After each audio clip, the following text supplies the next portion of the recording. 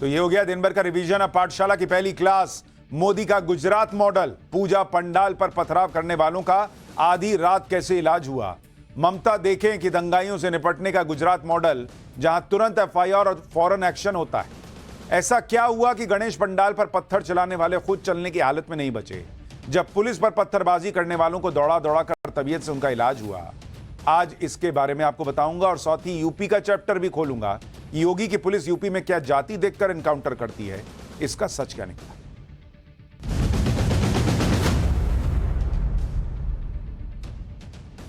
जो लोग भी कहते हैं कि नरेंद्र मोदी के 10 साल में हुआ ही क्या है, नरेंद्र मोदी ने 10 साल में दिया ही क्या है, वो इस बात को समझ लें कि नरेंद्र मोदी ने देश को गवर्नेंस का वो मॉडल दिया जिस मॉडल को गुजरात में सीएम रहते उन्होंने 12-13 साल पहले अप्लाई किया, अप्लाई करके दिखाया और ऐसा मॉडल तैयार कर दिया जिस पर आज भी गुजरात चलता है, जहां किसी की हिम्मत नहीं कि दंगे भड़का सके। इसी मॉडल पर यूपी चल रहा है, जहां अपराधी को पता है कि अपराध किया तो अगले चौराहे पर योगी पूरा हिसाब कर देंगे।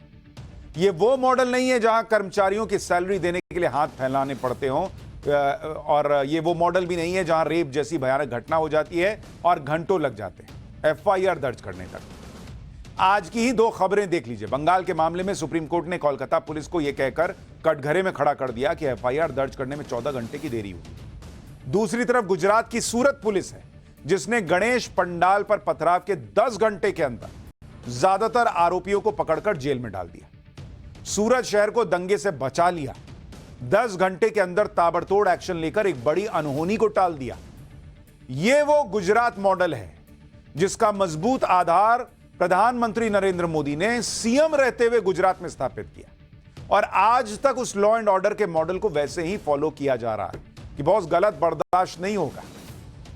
अपीजमेंट की पॉलिटिक्स नहीं होगी कि अच्छा धर्म विशेष से हैं, इन्होंने पत्थर भी चला दिया तो कोई बात नहीं, थोड़ा उसको माइल्ड कर देते हैं घटना को। इसी तरह का मॉडल सीएम योगी देश के सबसे बड़े राज्य उत्तर प्रदेश में स्थापित कर रहे हैं। इसी तरह का मॉडल हिमंता असम में स्थापित कर रहा है। लेकिन जैसे गुजरात में लॉ एंड ऑर्डर के मजबूत मॉडल को स्थापित करने में नरेंद्र मोदी को काफी चैलेंज का सामना करना पड़ा था, वैसा ही चैलेंज सीएम योगी के सामने भी है, क्योंकि यहां विपक्ष इस तरह की राजनीति कर रहा है जिसमें अपराधियों की जाति देखकर उन्हें खुलकर सपोर्ट किया जा रहा है। राहुल गांधी और अखिलेश यादव जैसे बड़े कद के नेता अपराधियों पर एक्शन का इसलिए विरोध कर रहे हैं क्योंकि अपराधी उस जाति का है जो उनका वोट बैंक है। जब इस तरह की राजनीति किसी राज्य में होती है तो पुलिस का मनोबल गिरता है। जान जोखिम में डालकर अपराधियों को पकड़ने वाली पुलिस को शाबाशी की जगह सवाल झेलने पड़ते हैं। लेकिन सीएम योगी यूपी में सिस्टम को वैसे ही टाइट कर रहे हैं जैसे कभी नरेंद्र मोदी ने गुजरात में किया था, और जिसका असर आज तक दिख रहा है। इसलिए आज गुजरात और यूपी दोनों की बात करूंगा। यूपी की बात आगे करूंगा। पहले गुजरात के सूरत में कल क्या हुआ और उसके बाद कैसे गुजरात सरकार ने ताबड़तोड़ एक्शन लिया, यह अपने आप में एक नजीर है। दरअसल गुजरात के सूरत में कल रात गणेश पंडाल पर पथराव हो गया। जिन्होंने पथराव करवाया वो शायद इस गलतफहमी में थे कि सूरत पुलिस रात में क्या कर लेगी, सुबह आराम से एफआईआर लिखेगी, आरोपियों की तलाश करेगी, इतने में तो सब फरार हो जाएंगे। लेकिन सूरत पुलिस और गुजरात सरकार तो अलग चीता निकली। सूर्योदय होने से पहले गुजरात के गृह मंत्री मौके पर गए। कुछ ही घंटे में सूरत पुलिस आरोपियों के दरवाजे तक पहुंच गई, उन्हें पकड़ कर घर से निकाला। सुबह होते होते बुलडोजर एक्शन तक हो गया। आपको इस घटना की पूरी टाइमलाइन बताऊंगा तो आप हैरान रह जाएंगे कि क्या बिजली की गति से एक्शन हुआ। भाई, रात को 9 बजे गणेश पंडाल पर पथराव हुआ। पुलिस ने हाथों हाथ कुछ नाबालिग आरोपियों को पकड़ लिया। रात को 10:30 बजे नाबालिग आरोपियों की गिरफ्तारी के खिलाफ पथराव और आगजनी की घटना हो गई। रात 2 बजे तक पुलिस ने पूरी स्थिति को कंट्रोल में किया। रात 2 बजे तक गुजरात के गृह मंत्री उस गणेश पंडाल में पहुंचकर आरती करते हैं जहां से घटना शुरू हुई। मतलब क्लियर मैसेज चला गया कि गृह मंत्री वहां पहुंचे हैं, यानी लॉ एंड ऑर्डर की स्थिति बिगड़ी नहीं है, किसी को कोई हिंसा नहीं करनी है, दंगे नहीं होगा, कुछ नहीं होगा, पुलिस अपना काम कर रही है। और गृह मंत्री ने वादा किया कि सुबह के 4:20 से पहले सभी आरोपी गिरफ्तार कर लिए जाएंगे। यह होता है लॉ एंड ऑर्डर, और जैसा गृह मंत्री ने वादा किया वैसा ही हुआ। सुबह 4 बजे से पहले वो सभी लोग पकड़े गए जिन्होंने नाबालिग लड़कों से गणेश पंडाल पर पथराव करवाया। सुबह होने तक पुलिस 3 एफआईआर दर्ज कर चुकी थी, 24 लोगों को गिरफ्तार कर चुकी थी, और दोपहर होते होते जहां जहां पथराव हुआ और आगजनी हुई उस गली और उस इलाके में अतिक्रमण हटाने के लिए बुलडोजर चल गया। यानी 10 घंटे के अंदर ही पंडाल पर पथराव की घटना के पीछे जो आरोपी थे वो सारे आरोपी पकड़े गए। यह होता है बॉस कानून व्यवस्था का मॉडल, जो गुजरात में नरेंद्र मोदी स्थापित करके आए थे और आज तक फॉलो हो रहा है। एक बार सुनिए कल रात को गुजरात के गृह मंत्री ने क्या कहा है, उसके बाद आपको दिखाऊंगा कल रात भर गुजरात पुलिस ने गणेश पंडाल पर हमला करने वालों को पेंच कैसे कैसे टाइट किए। शहर के लोग जब सूरज की पहली किरण के दर्शन कर रहे होंगे, उससे पहले गणपति जी के पंडाल पे पत्थर फेंकने वाले और उनको बहकाने वाले सभी लोगों को गिरफ्तार कर लिया जाएगा। सभी जगहों पे, सभी क्षेत्रों में कॉम्बिंग चालू है और खास तौर पे गुजरात की शांति को ठेस पहुंचाने वाले चाहे वो कोई भी लोग हों, उन्हें नहीं छोड़ा जाएगा। सख्त से सख्त कदम उठाए जाएंगे। आगे बढ़कर आपको सूरत पुलिस का मिडनाइट एक्शन दिखाऊं, उससे पहले आप पूरी घटना को जान लीजिए कि कल से आज तक हुआ क्या, जिससे आपको आपके लिए पिक्चर क्लियर हो जाए। दरअसल कल रात सूरत के सैयदपुरा इलाके में गणेश पंडाल पर पथराव हो गया। आरोप है कि 7 नाबालिग लड़के ऑटो में आए और धार्मिक नारे लगाते हुए गणेश पंडाल पर पथराव किया। इन नाबालिग लड़कों की उम्र 13 से 15 साल थी। गणपति की मूर्ति पर पत्थर लगा, लेकिन राहत की बात है कि मूर्ति खंडित नहीं। पथराव में पंडाल में रखे ढोल क्षतिग्रस्त हो गए। पंडाल में मौजूद लोगों ने 7 में से 4 नाबालिग लड़कों को मौके पर ही पकड़ लिया। कुछ लड़के फरार हो गए। सूरत पुलिस को पहले से ही इसकी शिकायत मिली कि कुछ लोग गणेश पंडाल को निशाना बना सकते हैं, इसलिए पंडाल के पास सूरत पुलिस के जवान मौजूद थे। लोगों ने नाबालिग लड़कों को पकड़कर उसे पुलिस के हवाले कर दिया। जहां गणेश पंडाल है वहां कुछ ही दूरी पर पुलिस चौकी भी है। क्योंकि नाबालिग लड़के एक विशेष समुदाय से थे, इसलिए उनकी गिरफ्तारी के विरोध में 200 से 300 लोगों की भीड़ जमा हो गई। नाबालिग लड़कों की गिरफ्तारी के विरोध में रात 10:30 बजे हंगामा शुरू हो गया। आरोप है कि पुलिस चौकी के पास एक मस्जिद है और मस्जिद के पास गली से पथराव होने लगा। बात आगजनी तक पहुंच गई भाई, पुलिस पर पथराव शुरू हो गया। इसके बाद सूरत पुलिस ने लाठीचार्ज किया, आंसू गैस के गोले छोड़े। इतना ही नहीं, सूरत पुलिस ने उन लोगों को घर से बाहर खींच कर निकाला जिन्होंने नाबालिग लड़कों को पंडाल पर पथराव के लिए उकसाया था। सूरत पुलिस ने इस मामले में 3 FIR दर्ज की, 28 लोगों को गिरफ्तार किया, 6 से 7 नाबालिग लड़के भी पकड़े गए। लेकिन सूरत की पुलिस इन लड़कों को नाबालिग समझकर नरमी बरतने के मूड में नहीं है। भाई नाबालिग थे तो ये काम भी नहीं करना था ना, अगर इतने मासूम थे। सूरत पुलिस कमिश्नर ने बताया कि नाबालिग लड़कों पर भी कानून के तहत ही एक्शन होगा। अब आपको कल रात की घटना का एक वीडियो दिखाता हूं, जब पंडाल पर पथराव के बाद लोगों ने कुछ बच्चों को पकड़ लिया। नाबालिग बच्चों के झुंड में 1-2 बच्चे तो 10 साल से भी कम के लग रहे थे। 10 साल का से कम का बच्चा आया है पत्थर फेंकने। एक बार कल जब भीड़ ने इन बच्चों को पकड़ा तो वहां क्या हुआ आप खुद देखिए।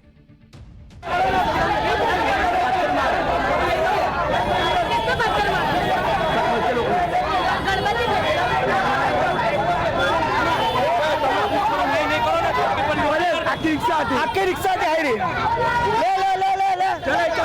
पुलिस स्टेशन में लो।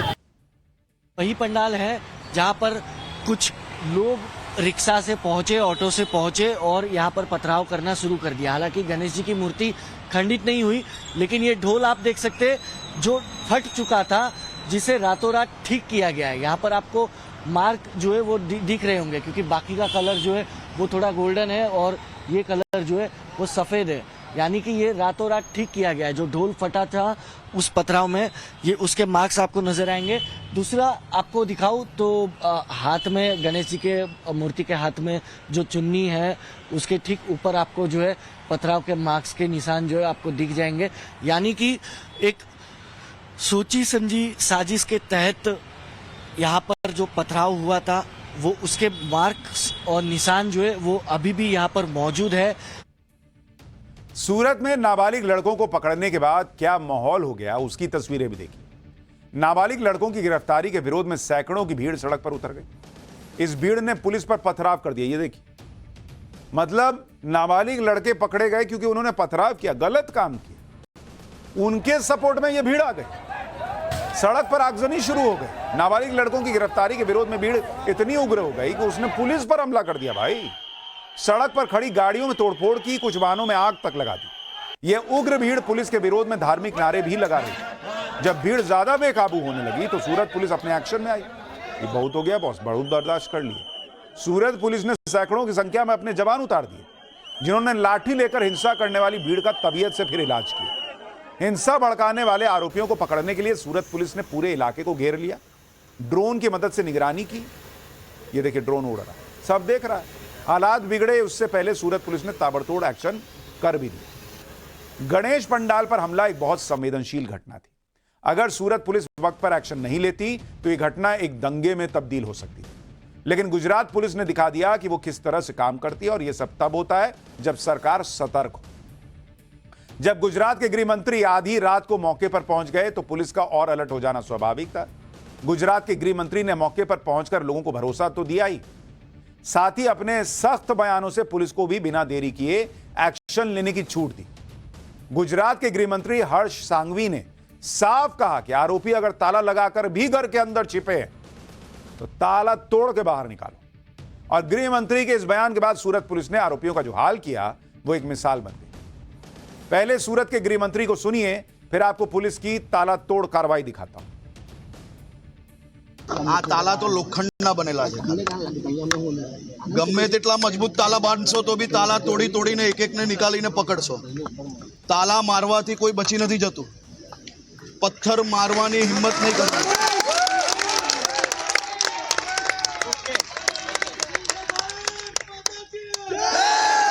ગમે ત્યાં છુપાયા હશે અંદર લઈ। गुजरात के गृह मंत्री हर्ष सांघवी का ग्रीन सिग्नल मिलते ही सूरत पुलिस ने सूरज उगने से पहले ही पंडाल में पथराव की साजिश रचने वालों को पकड़ लिया। सूरत पुलिस को यह जानकारी मिली थी कि नाबालिग लड़कों को पंडाल में पथराव के लिए उकसाने वाले कुछ लोग घर में छिपकर बैठे हैं और बाहर से ताला लगा दिया है। पुलिस आएगी, सोचेगी घर में कोई है नहीं। सूरत पुलिस गलियों की खाक छानते हुए अंदर तक घुस गई, आरोपियों के घरों के ताले तोड़ दिए। ये देखिए ताला लगा के बैठे, घर के ताले तोड़े तो अंदर कुछ आरोपी छिपे हुए। कोई आरोपी पर्दे के पीछे छिपा था, कोई बेडरूम में छिपा हुआ था। इन आरोपियों को लगा कि घर में छिप जाएंगे तो बाहर से ताला लगा देंगे तो किसी को पता ही नहीं चलेगा। लेकिन सूरत पुलिस ने अपनी इंटेलिजेंस को पहले ही अलर्ट कर दिया था, जिससे पुलिस को यह पता चल गया कि ताला तो सिर्फ एक बहाना है। आप देखिए, जब आरोपियों को पकड़ने के लिए पुलिस ने कुछ घरों के ताले तोड़े तो पुलिस की टीम में महिला पुलिसकर्मी भी सादी वर्दी में मौजूद थी। महिला पुलिसकर्मी ने खुद मोर्चा संभालते हुए आरोपी के घर का ताला तोड़ा। जहां से आरोपियों को पकड़ा गया वहां से आपको हमारे सहयोगी की एक रिपोर्ट दिखाता हूं, फिर आगे की बात बताता हूं। अब देखिए ये ताला आपको यहाँ पर नजर आ रहा होगा, ये ताला तोड़ा गया है और खिड़की भी देखिए तोड़ी गई है। और यहाँ पर स्पॉट पर इस वक्त हम पहुंचे हुए एक्सक्लूसिवली, यही से सूरत पुलिस जो है वो यहाँ पर मेहनत करती नजर आ रही थी। इस एक दरवाजे को भी यहाँ पर इस दरवाजे को भी तोड़ती हुई नजर आ रही थी। अभी भी फिलहाल ताला लगा हुआ है और यहाँ पर भी आप देखेंगे तो अंदर की तरफ अभी भी आपको ताला लगा हुआ दिखेगा। और इस घर से लोगों को गिरफ्तार किया गया है। जो तस्वीरें हैं कि अंदर छुपे हुए थे, जो कुछ हुआ, पथराव वगैरह हुआ, उसके बाद जो हिंसा भड़की, उसके बाद जिन आरोपियों की तलाश सूरत पुलिस कर रही थी वो सब बाहर से ताला लगाकर अंदर की तरफ छुपे हुए थे, जिसके बाद ताला तोड़ कर आप देखिए हमारे कुछ ऑफिसर्स को भी चोट लगी थी। उन्होंने देखा था किस घर से पत्थर आ रहे थे, तो वो जैसे भी पुलिस की पूरी टीम जब नीचे उन्होंने पेट्रोलिंग कॉर्डन करना चालू किया तो ये लोग भाग नहीं पाए घरों से, लेकिन अंदर से ताला बंद कर दिया। कुछ लोगों ने बाहर से भी ताला बंद करा दिया। 3-4 स्टोरी घर थे, लेकिन अपने को पहले चूंकि वहीं से पत्थर आए हुए हैं, सब पुलिस भी विटनेस ही थी। तो जब उसमें हम लोग घुसे खुलवा के या कुछ खोल के घुसे तो सभी अपने घरों में छुपे हुए, नीचे से कोई पर्दे के पीछे पूरे चुपचाप छुपे हुए वहीं से मिल गए। तो ये जो बाद में पत्थर मारा कि ये तो एकदम प्री प्लान ढंग से उन्होंने मार के अपने आप को कैसे बंद करके रखा था कि जिससे पुलिस को लगे कि ये कोई रहता नहीं इस घर में जो है। जिस बिल्डिंग से आरोपियों को पकड़ा गया वहां हमारे सहयोगी हितेन को कुछ मुस्लिम महिलाएं मिली। इन महिलाओं ने बताया कि सुरक्षा की वजह से घरों में ताले लगाए गए, ना कि पुलिस से छिपने या बचने के लिए। एक बार सुनिए महिलाएं क्या बता रही। अंदर से लॉक क्यों थे दरवाजे, मुझे ये बताइए। लेडीज थे, सोए थे तो क्या करें, लॉक करना पड़ता है ना। ऐसा बोलो, हाँ? ये सब कभी देखा नहीं होता तो इंसान डरता है ना। पहली बार देखे तो ये सब जब आपके घर में जो जेंट्स थे वो कहाँ थे उस वक्त? वो हमारे काम पे गए थे। पता नहीं है, लेकिन हमारे फ्लोर से मेरे घर में से 2 लोग को उठा के ले गए, दरवाजा खोल के अंदर से लेके गए, बेडरूम तक के गए वो लोग। पहले तो खिड़की का कांच तोड़ डाले। मेरी बच्ची यही 1 साल की बच्ची यही खेल रही थी। लेकिन रात में अंदर से ताला, बाहर से ताला कैसे लगा था? बाहर से ताला था ही नहीं सर, था ही नहीं। अंदर से विजुअल बंद है, था। जो तस्वीरें आई है उसमें दिख रहा है बाहर ताला था, वो तोड़ा जा रहा है। ये देख लो, जिसका बंद होगा उसका होगा, बाकी हमारा तो अंदर से बंद था। अब इन तस्वीरों में दिख रहा है कि पुलिस ताला तोड़ रही है, बाहर की तरफ ताला लगा हुआ था। तो हम लोग तो डर गए थे कि भाई हमने कभी देखा नहीं, तो अभी देखे तो हम लोग तो ताला लगा के ही रखेंगे ना। हमको लगा कभी कोई मारने वाला है, हमको थोड़ी खबर थी कि पुलिस वाले आए तो हम दरवाजा खोले। हमको लगा कोई मारने वाला है बाहर से, तो हम लोग लगा के अंदर चले गए। छोटे छोटे बच्चे, हमारे घर में 4 बच्चे। कोई कह रहा है भाई कि ताला लगा ही नहीं था, कोई कह रहा है ताला लगा था लेकिन हम डर गए थे और हमारे जो घर के मर्द हैं वो रात में काम पे चले गए थे। आधी रात 2 बजे पता नहीं कौन से काम पे गए थे, और इतना डर था तो फिर घर पे ही रहना चाहिए था। इसके बाद सूरत में जिन लोगों ने हिंसा फैलाई, सूरत को दंगे की आग में झोंकने की कोशिश की, उन पर जबरदस्त एक्शन हुआ। सूरत पुलिस आरोपियों को पकड़कर थाने लेकर आई। ये उसी वक्त की तस्वीरें हैं। अब जरा इन तस्वीरों को देखिए। इसमें जो आरोपी हैं वो पकड़कर लाए गए हैं और इनमें तो कई लोग कायदे से चल भी नहीं पा रहे। तो जिस तरह से इन्होंने पत्थर चलाए, वो पत्थर चलाने वाले या पत्थर चलवाने वाले आज खुद चलने की हालत में नहीं रह गए। ये इनका इलाज किया गया। ये देखिए, ये किस तरह से ये बेचारे लड़खड़ाते हुए आ रहे हैं। कईयों को बेचारे ही लगेंगे। लेकिन सूरत की घटना में सबसे चौंकाने वाली बात यह है कि नाबालिग लड़कों से पंडाल पर पथराव करवाया गया। इसलिए सूरत पुलिस अब इस मामले की साजिश के एंगल से जांच कर रही है। यह पता लगा रही है कि क्या बच्चों को मोहरा बनाकर उनकी आड़ में दंगे कराने की साजिश थी क्या? क्योंकि आप देखिए कि बच्चों के पकड़े जाने के कुछ ही देर में हिंसा हुई, पथराव हुआ, आगजनी हो गई। इसलिए ऐसा हो सकता है कि हिंसक भीड़ ने पथराव और आगजनी की तैयारी पहले से की हो। पुलिस ने यह भी बताया कि 2 दिन पहले पंडाल के पास प्लास्टिक का गुब्बारा जैसा कुछ रखा हुआ था। पंडाल के आयोजकों ने पहले ही हमले की आशंका जता दी थी, इसलिए साजिश की थ्योरी और गहरी हो जाती। सूरत में रात में हिंसा हुई तो सुबह बुलडोजर एक्शन भी हुआ। सूरत में जहां पथराव हुआ उस इलाके के आसपास अतिक्रमण को हटाने के लिए बुलडोजर चलाया गया। सूरत से एक रिपोर्ट देखिए, फिर आपको बताऊंगा कि नरेंद्र मोदी जब मुख्यमंत्री थे तो उन्होंने ये जो गुजरात मॉडल तैयार किया था, कैसे लॉ एंड ऑर्डर को ठीक किया था और उसका असर आज भी दिखता है। वो किस्सा, वो हिस्सा आपको इतिहास का वो भी बताऊंगा, लेकिन पहले देखिए कैसे सुबह ताबड़तोड़ बुलडोजर एक्शन हुआ। सूरत में जब मस्जिद वाली गली से पथराव शुरू हुआ तो यहाँ पर जो अवैध एंक्रोचमेंट था वो उस पर सूरत म्युनिसिपल कॉर्पोरेशन का बुलडोजर चलाया गया। अब दूसरी तस्वीर आपको दिखा दूं, ठीक सामने की ओर ये देखिए, ये एक अस्पताल है, उसके ठीक नीचे जो अवैध अतिक्रमण था अब वो हटाने का काम जो है वो शुरू हो चुका है। यानी कि जिस इलाके में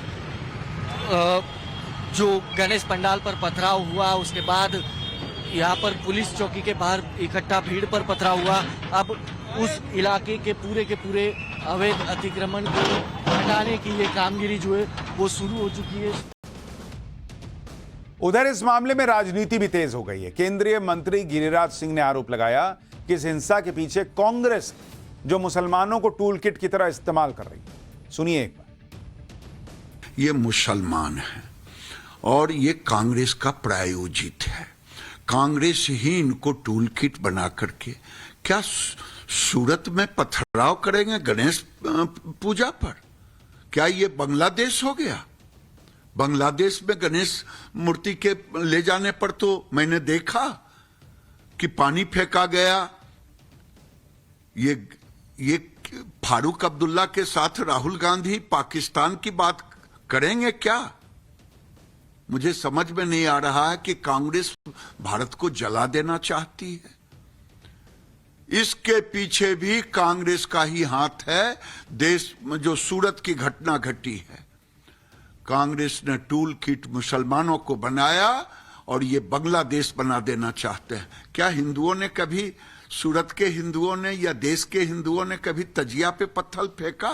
मैं देश के मुसलमानों से पूछना चाहता हूं और राहुल गांधी से पूछना चाहता हूं, अखिलेश यादव से पूछना चाहता हूं, क्यों जुबान बंद हो जाती है मुसलमान के नाम आते ही? गुजरात के सूरत में जो हुआ वो पूरे देश में एक पैटर्न सा बन गया। हिंदुओं के पर्व से जुड़े जुलूस या पंडाल को निशाना बनाया जाता है, उस पर पथराव होता है, फिर उस शहर या गांव में हिंसा भड़क जाती है। लेकिन सूरत में बड़ी अनहोनी टल गई। पुलिस ने स्थिति को काबू से बाहर ही नहीं जाने दिया, इतना ताबड़तोड़ एक्शन लिया। और यह सब इसलिए हो सका क्योंकि गुजरात में नरेंद्र मोदी ने मुख्यमंत्री रहते हुए जो लॉ एंड ऑर्डर का मॉडल तैयार किया था, उसी पर गुजरात चल रहा है कि बॉस गलत बर्दाश्त नहीं होगा कि ये धर्म वो धर्म, मेरा वोट बैंक तेरा वोट बैंक। भाई एक वक्त था जब गुजरात में दंगे होना आम बात हो चुकी थी, आए दिन शहरों में कर्फ्यू लगते थे। लेकिन नरेंद्र मोदी ने सीएम बनने के बाद स्थिति को बदला और गुजरात को दंगे और कर्फ्यू के जाल से बाहर निकाला। बेहतर कानून व्यवस्था के दम पर ही गुजरात में कई औद्योगिक शहर बन चुके हैं और गुजरात आर्थिक तरक्की में बहुत आगे है। गुजरात में अगर भर भर कर विदेशी निवेश आता है तो उसकी एक वजह यहां की टाइट कानून व्यवस्था भी है, और यह सब मुख्यमंत्री रहते नरेंद्र मोदी ने गुजरात को दिया, जिस पर आज भी गुजरात चल रहा है।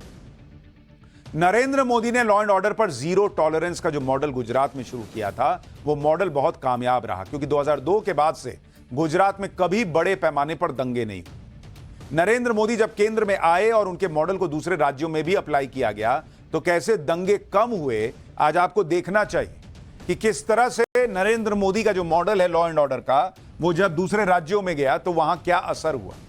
जैसे अगर आप देखेंगे यूपी, ये आपको दंगों का आंकड़ा दे रहा हूं, दंगे यूपी में 2018 में कितने दंगे हुए भाई?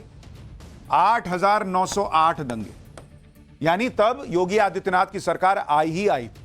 और 2022 तक आते आते कितने दंगे यूपी में हुए?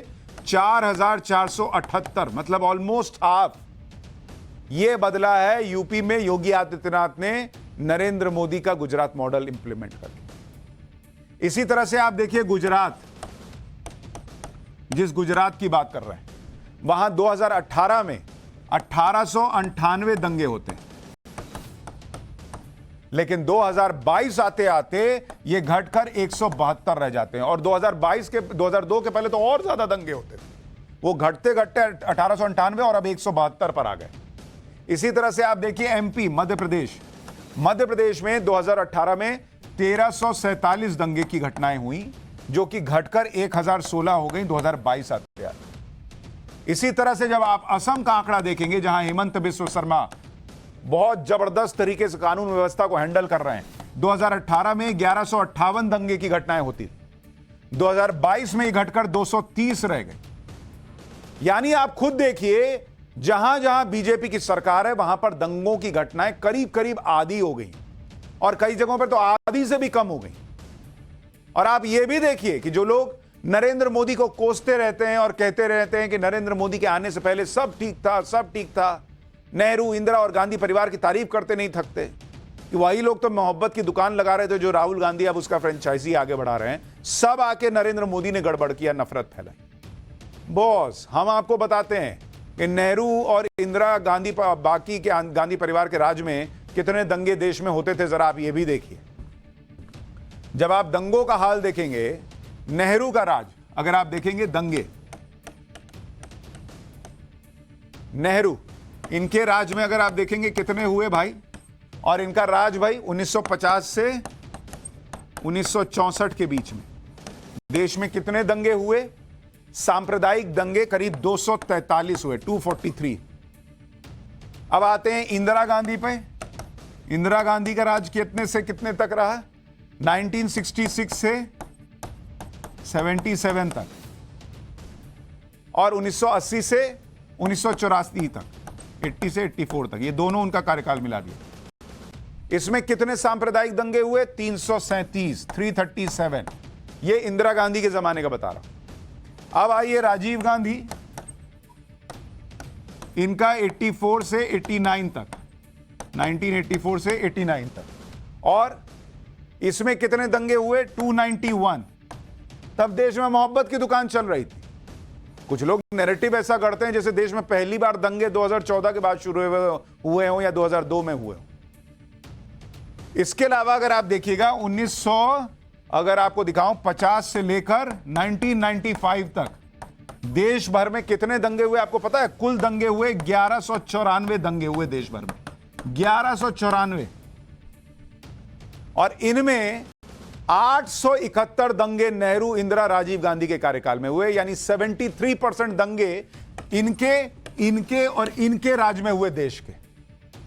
अच्छा, कांग्रेस यह भी कहती रहती है कि गुजरात में नरेंद्र मोदी के आने के बाद से माहौल खराब हुआ। अक्सर इसी बात पर वो नरेंद्र मोदी को घेरती रहती है। लेकिन जब गुजरात में बीजेपी की सरकार नहीं थी तब क्या हाल था, वो भी आपको दिखाता हूं। 1950 से 1995, अब जरा गुजरात का देखिए। गुजरात में दंगे जब नरेंद्र मोदी का राज नहीं था, 1950 से 1995 तक, तब तो नरेंद्र मोदी सीएम नहीं थे। गुजरात में दंगे कितने हुए? गुजरात में दंगे होते थे 244, इतने दंगे हुए। और मौत कितनी हुई? 1601 बॉस। एक माहौल यह भी बनाया जाता है कि जब से नरेंद्र मोदी केंद्र में आए तब से देश का माहौल खराब हो गया, हर तरफ सांप्रदायिक झगड़े हो रहे हैं। यही माहौल राहुल गांधी विदेश जाकर भी बनाते हैं। लेकिन सच क्या है यह भी सुनिए।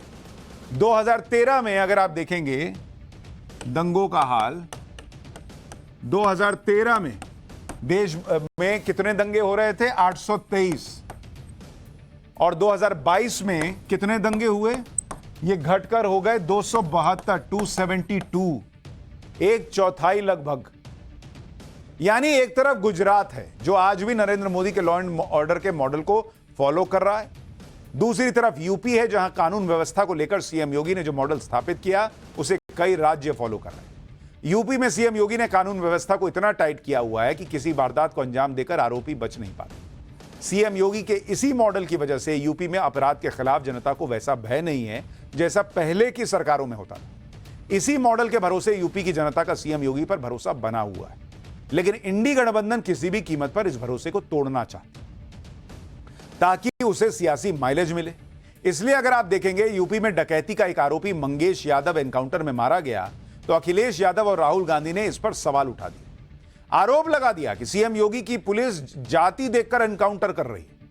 आज यूपी कांग्रेस के प्रदेश अध्यक्ष अजय राय ने मंगेश यादव के परिवार से मुलाकात की और इस मामले की जांच के सिटिंग जज से कराने की मांग की, जबकि मंगेश यादव के एनकाउंटर की जांच के आदेश ऑलरेडी दिए गए हैं। एक बार सुनिए इस मामले में सीएम योगी कैसे समाजवादी पार्टी को घेर रहे हैं, फिर आपको बताऊंगा कि क्या यूपी में वाकई धर्म और जाति देखकर एनकाउंटर हो रहा है, सच्चाई क्या है। लेकिन पहले इसको सुनिए। आप देखते होंगे जब उनके किसी एक माफिया सागिर्द को, किसी डकैत को जो पुलिस मुठभेड़ में मारा जाता है, जब मारा जाता है तो इनकी दुखती हुई नस पर जैसे पुलिस ने उंगली रख दी हो तब ये चिल्लाने लगते हैं। जो मारा गया, अगर वह डकैत जैसे हथियारों का प्रदर्शन करते हुए डकैती डाल रहा है, वहां ग्राहक भी बैठे हैं, ग्राहकों को खड़ा करके एक तरफ करके अगर गोली मार देता तो क्या उनकी जान को ये समाजवादी पार्टी वापस कर पाती क्या? कर पाती क्या? और वो किसी भी जाति के हो सकते थे। ग्राहक वो यादव भी हो सकता था, दलित भी हो सकता था। आपसी मुठभेड़ में डकैत मारा जा रहा है तो समाजवादी पार्टी को बुरा लग रहा है, कह रहे साहब ये नहीं होना चाहिए था। तो क्या होना चाहिए था? पूछना चाहिए। थोड़ा पूछिए इन लोगों से क्या होना चाहिए था। दरअसल जब भी यूपी में कोई एनकाउंटर होता है तो अखिलेश यादव एक ही तर्क बार बार लेकर आते हैं और कहते हैं कि यूपी में एनकाउंटर और बुलडोजर एक्शन धर्म और जाति देखकर हो रहा है, जबकि अगर आप आंकड़े देखेंगे तो इन आरोपों में दम नहीं दिखता। मार्च 2017 से अप्रैल 2023 के बीच एनकाउंटर में मारे गए कुल आरोपियों की संख्या 183 इसमें 61 मुसलमान हैं, जबकि 18 ब्राह्मण हैं, 16 ठाकुर हैं, 15 जाट और गुर्जर हैं, 14 ओबीसी हैं यादव और 13 दलित हैं, 3 आदिवासी, 2 सिख, 7 गैर यादव ओबीसी हैं और अन्य 34 हैं। अब वैसे तो अपराधियों का कोई धर्म या जात नहीं होता, लेकिन अब अखिलेश यादव इस तरह के सवाल उठा रहे हैं तो इसका जवाब भी तो ऐसे ही देना पड़ेगा। भाई अगर 183 एनकाउंटर हुए उसमें 60-61 मुसलमान हैं, इसका मतलब 120 के करीब जो एनकाउंटर हुए वो हिंदुओं के हुए, यानी मुसलमानों से डबल। फिर धर्म कहां से आया? और जाति में भी अगर आप देखेंगे तो कई दूसरी जातियों के भी जो अपराधी रहे उनका एनकाउंटर हुआ है। यानी कहीं से भी जात पात देखकर इनकाउंटर नहीं हो रहा, अपराधी का इनकाउंटर हो रहा है। लेकिन इसमें जो लोग जाति को लेकर आ रहे हैं, धर्म को लेकर आ रहे हैं, आप समझिए वो किसके साथ है, पब्लिक के साथ या अपराध करने वालों के साथ अपनी पॉलिटिक्स के चक्कर में। पाठशाला में अब अगली क्लास। कश्मीर से लेकर हरियाणा तक चुनाव में इंडी गठबंधन को कैसे झटके लगे हैं। चुनाव के लिए आतंकी से हमदर्दी, इंडी के ऐसे कितने खतरनाक प्लान है भाई। केजरीवाल की आम आदमी पार्टी ने राहुल की कांग्रेस के राज कैसे खोल दिए, अब इसका चक्कर।